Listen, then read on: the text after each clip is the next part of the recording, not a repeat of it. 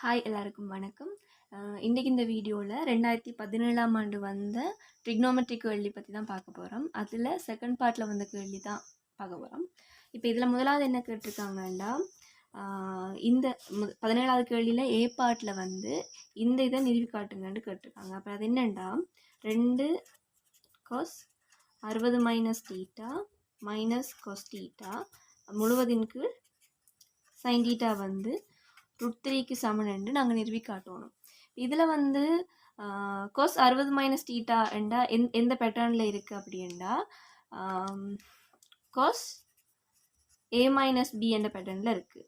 இப்போது கோஸ் ஏ மைனஸ் பியை நாங்கள் விரிவாக்கம் செஞ்சால் கோஸ் ஏ இன்ட்டு கோஸ் பி இங்கே மைனஸ் இருந்துச்சுன்னா இங்கே ப்ளஸ் என்று வரும். So sign A into sine பியாக இருக்க போகுது. இதான் என்னென்னா கோஸ் ஏ மைனஸ் பியை விரிவாக்கம் செஞ்சால் வர விளைவு.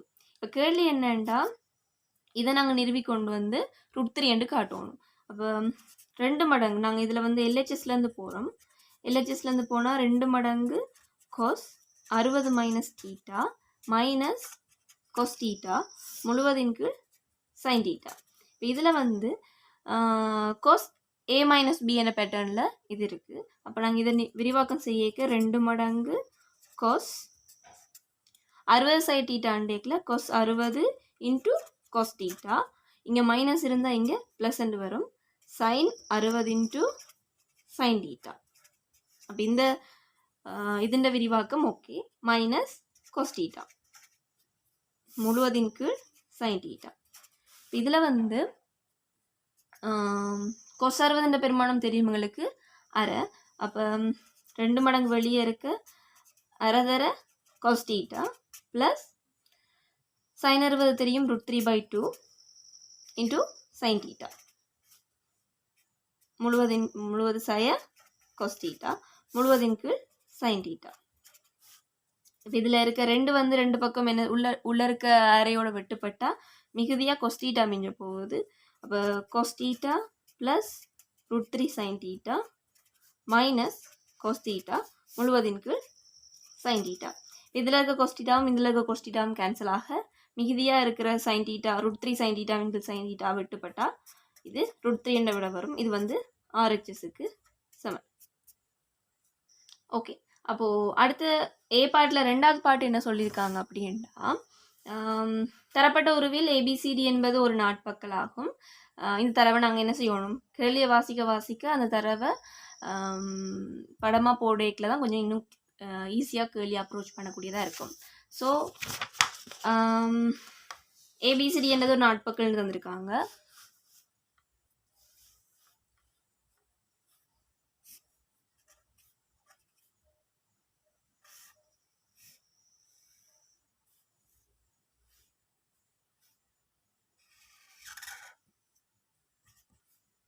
ஓகே. இப்போ கேள்வியில் என்ன சொல்லியிருக்காங்கண்டா, தரப்பட்ட உருவில் ABCD என்பது ஒரு நாட்பக்கலாகும். இங்கு AB சமன் AD ஆகும். AB என்றதும் AD என்றதும் ஒன்று கொண்டு சமனாக இருக்கு. அடுத்தது ABC என்ற கோணம் வந்து, அதாவது B கோணம் வந்து 80 பாகையாம். அடுத்தது வந்து A கோணம் வந்து 20 பாகை. அது வந்து CAD என்ற முக்கோணியில் இருக்க A என்ற கோணம் வந்து 20 பாகையாம். CAD இந்த கோணம். அப்போ இது 20 பாகை. அடுத்து வந்து BAC வந்து 60 பாகைன்னு தந்திருக்காங்க. அப்போ BAC என்றது BAC இது வந்து 60 பாகை. இது வந்து அல்ஃபாண்டு அவங்க தந்திருக்காங்க. இப்போது ABC என்ற முக்கோணியை கன்சிடர் பண்ணால் அது ஒரு முக்கோணின்ற அகக்கோணங்களோட கூட்டுத்தொகை 180 இருக்கணும். அப்போ இவ்வளோத்தையும் கூட்டேக்கில் 140. அப்போ மிகுதியாக இருக்கிற இவ்வளோ வந்து என்னவா இருக்க போகுதுன்னா 40 பாகையாக இருக்கும். இப்போது இது ரெண்டையும் கூட்டேக்கில் 20 சக அல்ஃபா. அப்போ மொத்த கோணம் 180 இருந்து கழிக்க இந்த கோணம் டி என்ற கோணம் வரும். இது வந்து 180 சய 20 சக அல்ஃபாவாக இருக்கும்.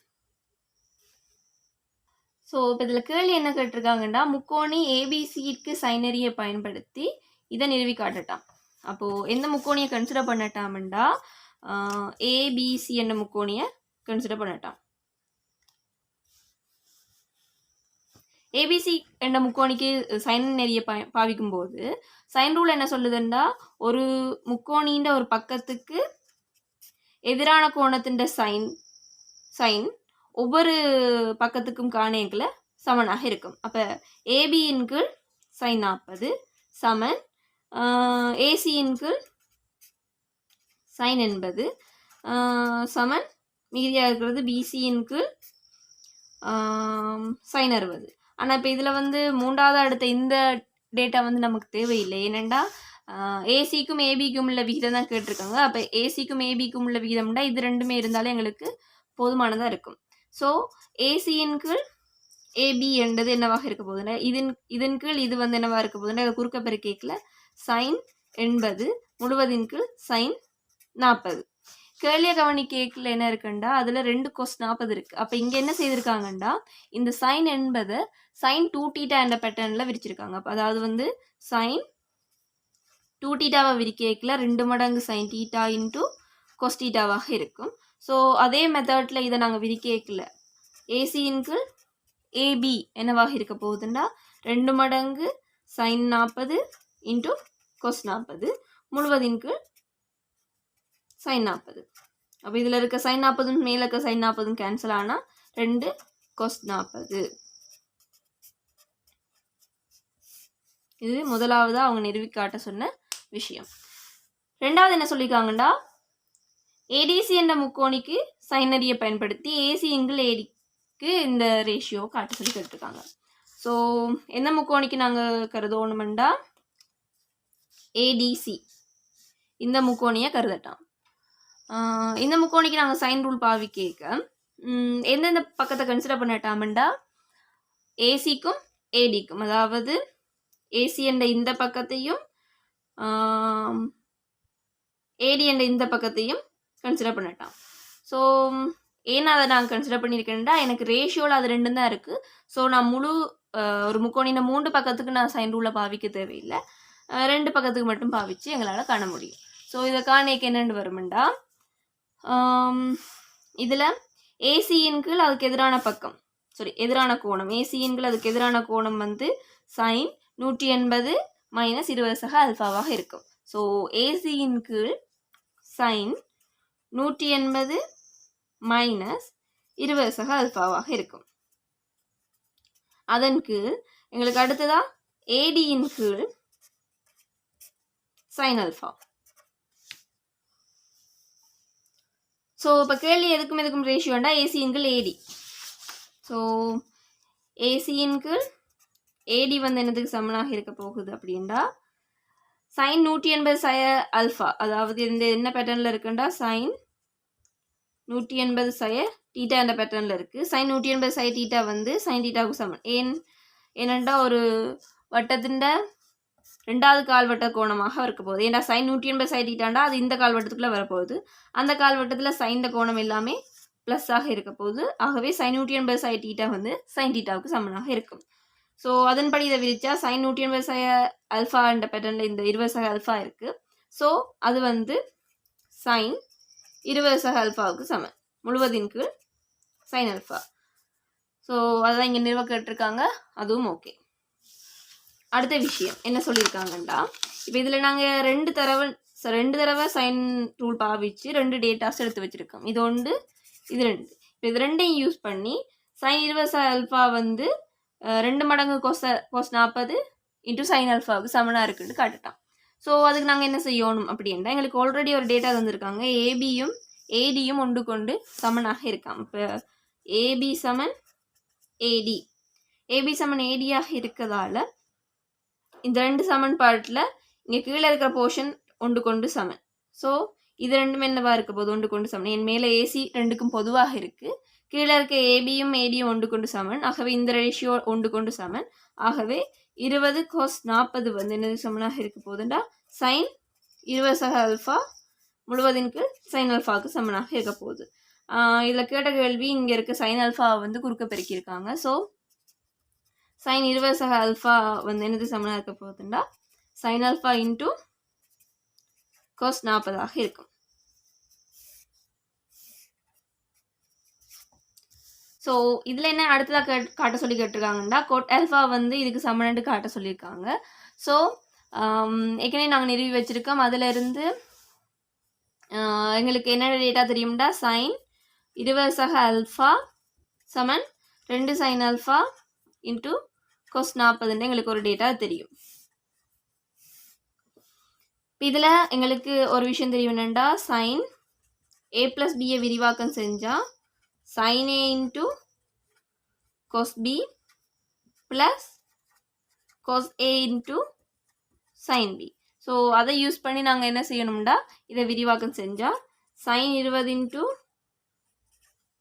cos alpha plus cos 20 into sin alpha சமன் 2 sin alpha இன்ட்டு cos 40. இப்போ கேள்வியில் எங்களுக்கு வந்து கோட் அல்ஃபான்னு கேட்டிருக்காங்க. ஸோ கொஸ் அல்ஃபாவின் கீழ் சைன் அல்ஃபா தான் என்னது கோட் அல்ஃபா. கொஸ் அல்ஃபாவின் கீழ் சைன் அல்ஃபா தான் என்னதுக்கு சமனாக இருக்குண்டா கோட் அல்ஃபாவுக்கு சமன். ஸோ ரெண்டு பக்கமும் சைன் அல்ஃபாவால் பிரித்தா இதில் மிகுதியாக மிஞ்சுறது sine 20 into cot alpha plus sine alpha ரெண்டு பக்கம் பிரிக்கிறதுனால இது கேன்சலாக போக கொஸ் 20 சமன் 2 மடங்கு கொஸ் 40. எங்களுக்கு கோட் அல்ஃபாவை தான் எல்வாய் மாற்றி கேட்டிருக்காங்க. ஸோ கோட் அல்ஃபா சமன் 2 மடங்கு கொஸ் 40 மைனஸ் கொஸ் 20 முழுவதின்கு சைன் 20. இதான் அதில் நிறுவ சொல்லி கேட்டிருக்க விஷயம். அடுத்ததான் என்ன சொல்லியிருக்காங்கண்டா இப்போது மேலே ஒன்றில் உள்ள பெயரை பயன்படுத்தி அல்ஃபா சமன் 30 என காட்டுட்டான். ஏற்கனவே ஒன்றில் நாங்கள் என்ன நிறுவி காட்டியிருக்கோம் அப்படின்னா 2 மடங்கு கொஸ் 60 சய டீட்டா சய கொஸ் டீட்டா முழுவதின் கீழ் சைன் டீட்டா வந்து √3க்கு சமன் என்று ஒரு நிறுவல் நிறுவி வச்சிருக்கோம்.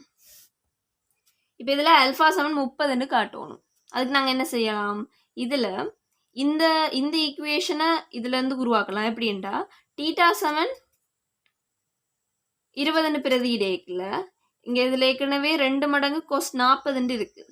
ஸோ இதில் நாங்கள் 40 உருவாக்கணும்டா டீட்டாவுக்கு 20 போட்டால் 60 சை 20 40 வரும். ஸோ அதில் இருந்து என்னன்னு சொல்லலாம்டா 2 டீட்டாவுக்கு 20 போட்டால் கொஸ் 40 சய கொஸ் 20 முழுவதின் கீழ் சைன் 20 சமன் √3. இதில் இந்த இந்த இது வந்து டீட்டா என்னவாக இருந்தாலும், அதாவது டீட்டான்றது வந்து 90க்கும் 0க்கும் இடையில இருக்கிற எதுக்கும் இதை நாங்கள் என்ன செய்யலாம்டா பயன்படுத்தலாம். ஸோ டீட்டான்றது இப்போ நாங்கள் 20 தான் பிரதியிடுறேன், 90 விட அது குறைவு. ஸோ இதில் நாங்கள் பிரதியிடேக்கில் 2 மடங்கு கொஸ் 40 இங்கே இருக்குது மைனஸ் கொஸ் 20 முழுவதின் கீழ் சைன் 20. அப்போ இந்த ஈக்குவேஷனை உருவாக்கிட்டோம். இதில் இந்த ஈக்குவேஷனில் டீட்டா சமன் 20ன்றதை பிரதியிட்டு இதில் இருக்க ஈக்குவேஷனை உருவாக்கியாச்சு. ஸோ இதுக்கு பதிலாக நாங்கள் என்ன போடலாம்டா கோட் அல்ஃபா சமன் √3. எங்களுக்கு தெரியும் என்னண்டா டேன் அல்ஃபா வந்து ஒண்டிங்குள் √3. ஸோ கோட் அல்ஃபான்றது ஒண்டிங்குள் டேன் அல்ஃபா. ஸோ அதில் இருந்து கோட் அல்ஃபான்றது √3 என்றா சாரி இதில் வந்து டேன் அல்ஃபான்றது ஒண்டிங்குள் √3, அதாவது அல்ஃபா வந்து 30 பாகையாக இருக்கேக்க. ஸோ கோட் அல்ஃபான்றது ஒண்டிங்குள் டேன் அல்ஃபா. அப்போ இங்கே ஒரு √3 அல்ஃபான்றது 30ஆக இருக்கேக்க நடக்கும். ஓகே அப்போ ஓகே அடுத்த பி பார்ட்டில் என்ன சொல்லியிருக்காங்கண்டா கொஸ் 4x சக sin 4x சமன் cos 2x plus sin 2x. இதை நாங்கள் இதை நிறுவ தேவையில்லை. இதை தீர்த்து இந்த எக்ஸுன்ற வேல்யூ என்னன்றதை நாங்கள் காட்டணும். இப்போ இதை எல்லாத்தையும் சமன்பாட்டுக்கு ஒரு பக்கம் கொண்டு வந்தால் ஒரே மாதிரியான கணியங்களை நாங்கள் ஒரு பக்கம் கொண்டு வரேன். அதாவது sin 4x minus sin 2x இது ஒரு செட் ஆகவும், இந்த சமன்பாட்டுக்கு அந்த பக்கம் cos 2x minus cos 4x இங்கே இருக்க cos x அங்கால பக்கம் கொண்டு போய் ஏன்டா சைன் எல்லாம் ஒரு பக்கமும் cos எல்லாம் ஒரு பக்கம் கொண்டு போய் என்ற வசதிக்கு ஏற்ற போல் வச்சுருக்கேன். இப்போ எங்களுக்கு ஒரு விஷயம் தெரியும் என்னென்னா sin c minus sin d இந்த பேட்டர்னில் இருக்கிற ஒரு ஆளை விரிக்கேக்க சுருக்கேக்க என்னென்னு வருமெண்டா 2 மடங்கு சைன் இங்கே மைனஸாக இருந்துச்சுண்டா கூடின கோணம் கொஸ்ஸுக்கும் குறைஞ்ச கோணம் சைனுக்கும் வரும். ஸோ 2 மடங்கு காஸ் சி ப்ளஸ் டி முழுவதின் கீழ் 2 சி ப்ளஸ் டி முழுவதின் கீழ் 2 இன்ட்டு குறைஞ்ச கோணம் சைனுக்கு வரும் சி மைனஸ் டி இன் கீழ் 2. இதுவே sine C minus sine C plus sine டியாக இருந்துச்சுன்னா 2 மடங்கு இங்கே ப்ளஸ்ஸாக இருந்துச்சுன்னா கூடின கோணம் சைனுக்கு வரும். ஆகவே 2 மடங்கு sine C plus D by 2 into cos C minus D by 2. இது sine C minus sine D and sine C plus sine டியோட விரிவாக்கம். இதே போல் cos C plus cos D அதை விரிக்கேக்க இங்கே சைன் இன்ட்டு காஸ் 2 மடங்கு சைன் இன்ட்டு காஸ் இங்கேயும் 2 மடங்கு காஸ் இன்ட்டு சைன். ஆகவே சைன் காஸ் சம்மந்தப்படும். இங்கே cos C plus cos D 2 மடங்கு இங்கே ப்ளஸ் இருந்தால் காஸ் இன்ட்டு காஸ்ன்னு வரும். ஒன்றுக்கு கூடின கோணம் வரும், இன்னொன்றுக்கு குறைஞ்ச கோணம். அதாவது 2 கூட்டுத்தொகை, மற்றது 2ல் வித்தியாசம். அதே மாதிரி cos C minus cos D வந்தால் 2 மடங்கு சைன் இன்ட்டு சைன் வரும். ஆனால் இங்கே மைனஸ் இருந்தபடியால் கூட்டலில் எந்த பிரச்சனையும் இல்லை, சி ப்ளஸ் டிங்கள் 2. ஆனால் இங்கே மைனஸ் இருக்கிறதால நாங்கள் இதை நிறுவி எடுக்க ஒரு எக்ஸ்ட்ரா மைனஸ் வரும். அதாவது சி மைனஸ் டி என்ற பேட்டர்னில் போடக்க இங்கே ஒரு மைனஸ் எக்ஸ்ட்ராவாக வரும். அதை இல்லாமல் பண்ணுறதுக்காக நாங்கள் இது டி மைனஸ் சி பை 2 போடுவோம். இப்போ கேள்வியில் என்ன சொல்லியிருக்காங்கண்டா sine C minus sine D and cos C minus cos D அந்த பேட்டர்னில் இருக்குது. இப்போ நாங்கள் இதை சுருக்கேக்க sine C minus sine D. So இதை சுருக்கினா 2 மடங்கு காஸ் கூடின கோணம் கொஸ்ஸுக்கு வரும். அப்போ 2 கோணம் 4x, மற்றது 2x. 2ஐயும் கூட்டினது அரைவாசி, 2ஐயும் கூட்டேக்க 6x, 4x plus 2x 6x, அதை 2ஆல் பிரிக்க 3x. குறைஞ்ச கோணம் சைனுக்கு வரப்போகுது. சைன் 4xலேருந்து 2x கழிப்பட்டா 2x, அதை 2ஆல் பிரித்தா x சமன். இங்கே இதுக்கு cos c minus cos d பாவி கேட்க 2 மடங்கு சைன் கூடின கோணம் வந்து rx, 2ஐயும் கூட்டேக்க rx இன்கிள் 2 3x into sine d minus C. அப்போ 4xலேருந்து 2x கழிச்சா 2x, அதை 2ஆல் பிரித்தா x. இப்போ இதெல்லாம் ஒரு பக்கம் கொண்டு போய் 2 sin x போமசியாக எடுத்தா 2 மடங்கு sin x, இதில் cos 3x, இதில் cos 3x minus sin 3x 7 சைவராக இருக்க போகுது. ஸோ இது 2ஐயும் பெருக்க வரைக்கும் சைவர் 2 வருதுண்டா உண்டு sin x வந்து 0 இருக்கும், அல்லது cos 3x minus sin 3x வந்து சைவராக இருக்கும். இதில் வந்து இந்த சமன்பாட்டை தீர்க்க என்று சொல்லியிருக்காங்க. ஆகவே எக்ஸ் எடுக்கக்கூடிய எல்லா பாசிபிளான வேல்யூஸையும் நாங்கள் கொடுக்கணும். ஸோ இது வந்து என்ன பேட்டர்னில் இருக்குண்டா சைன் தீட்டா சமன் சைன் அல்ஃபா என்ற பேட்டர்னில் இருக்குது. ஆகவே இதை சுருக்கேக்கில் சைன் எக்ஸ் சமன் சைன் 0. ஏண்டா சைன் 0 தான் பூஜ்ஜியத்தின் வேல்யூ, சைன் 0 வேல்யூ தான் 0 இருக்கும்.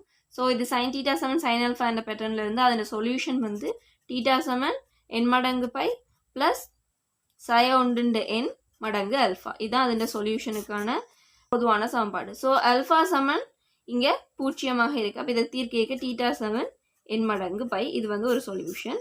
என்னன்றது யாதாயினும் ஒரு நேர்முழுவன். அதே போல் இதை தீர்க்கல